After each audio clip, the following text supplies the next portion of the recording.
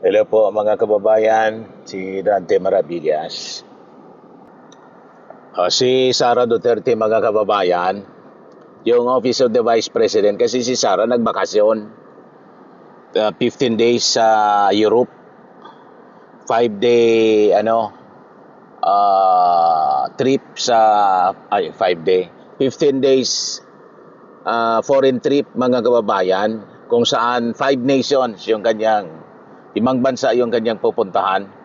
Pero yung Office of the Vice President mga kababayan, sumulat kay Senate President Win Gatchalian para sa catering. Talagang bratinela mga kababayan, bakit niya Mr. Maravillas, demanding. Ayun, nireject mga kababayan ni Senate President Win Gatchalian yung request niya. Demanding kasi, nag-request mga kababayan na mag-provide sila ng sariling pagkain at inumin, pero Senado rin ang pinagbabayad at sila rin yung pipili kung sino yung caterer.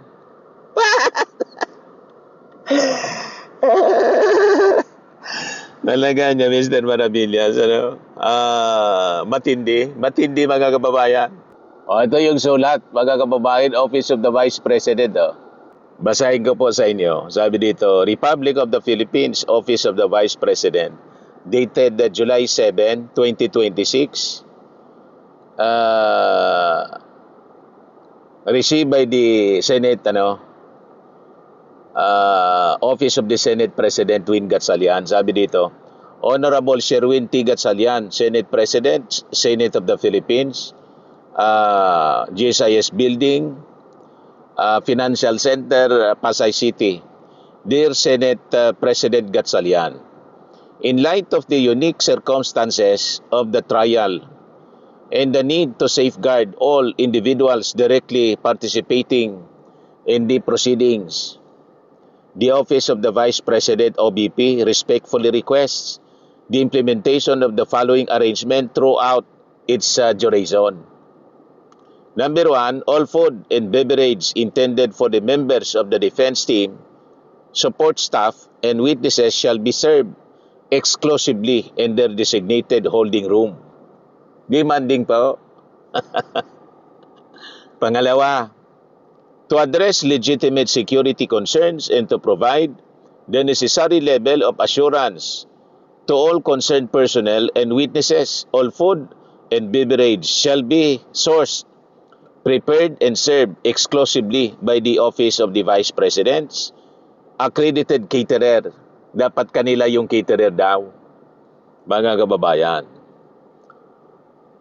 Alam na niya Mr. Maravillas kung bakit yung accredited nilang caterer. Parehas yan ng confidential funds. Malamang yung mga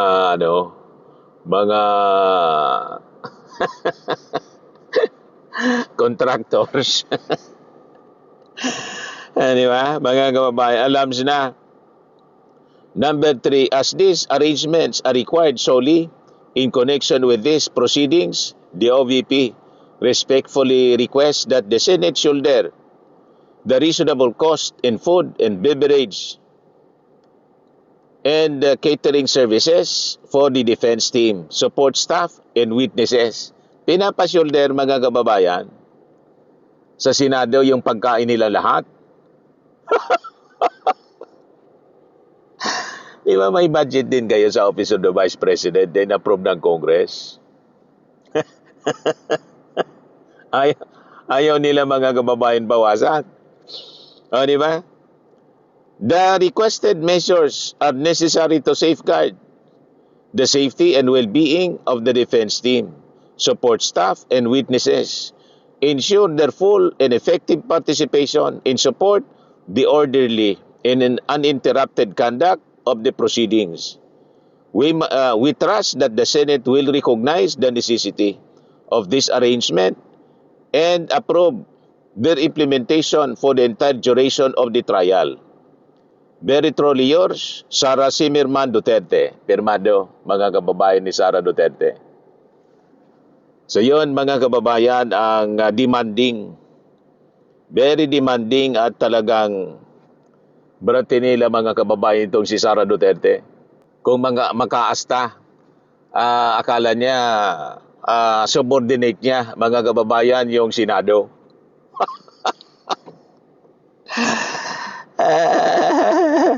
Ngayon, sinupalpal mga kababayan ni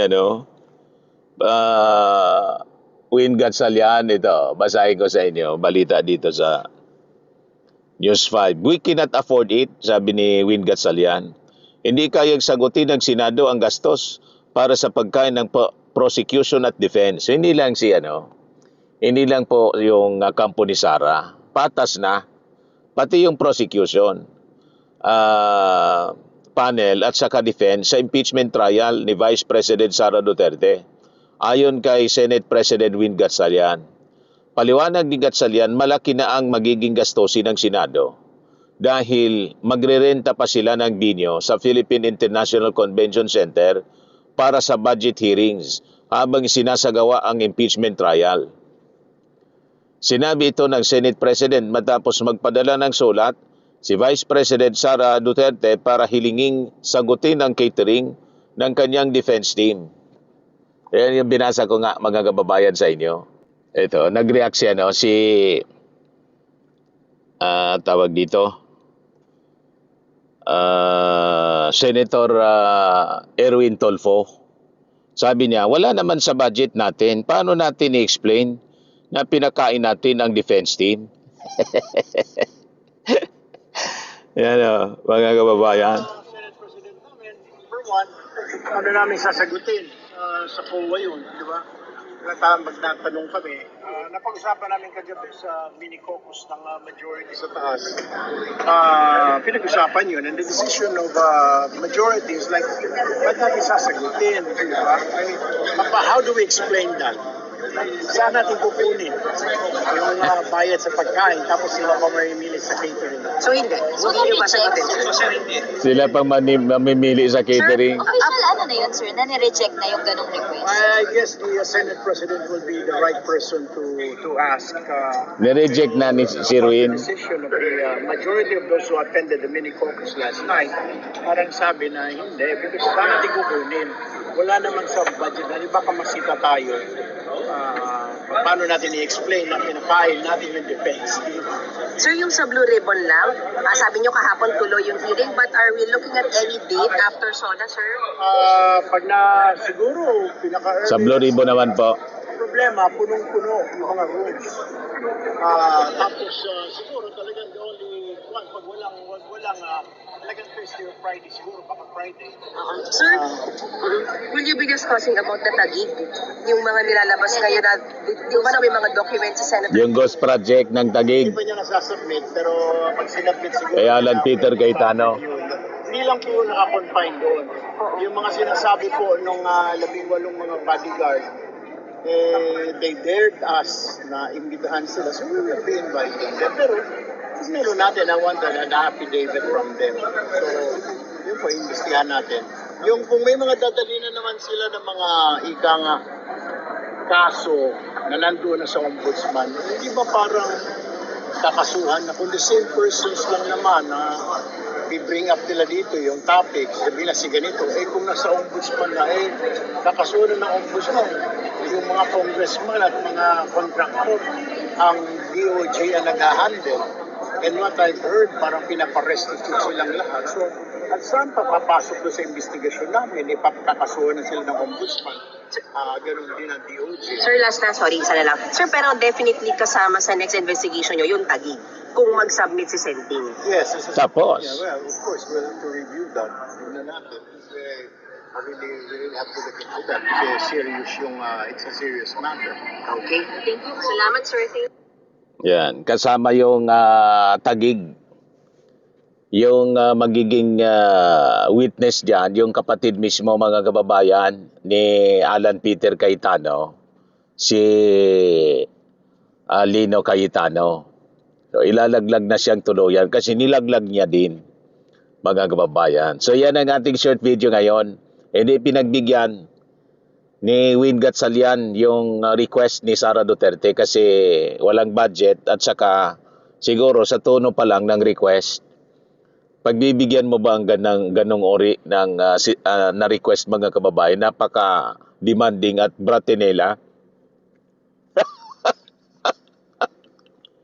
Isang tingin pa lang, reject na. Kahit man po ako, yung Senate President, hindi ko pagbibigyan ng ganong ori ng sulat. Kung umasta talaga mga kababayan, kala mo subordinate niya si Win Gatchalian. Ang Congress po, ang Senado, co-equal ng executive. Hindi nga pwedeng diktan yung Senado ng presidente, yung vice-presidente pa. Sa bagay, si Sara Duterte, mga kababayan, nagmemo sa sa Office of the President. Attention, Office of the President. Yung issue sa hindi issue, yung request niya ng leave, travel authority. Nag-request siya ng travel authority. Yung pakasulat po, ang akala niya subordinate niya yung presidente. Attention, Office of the President.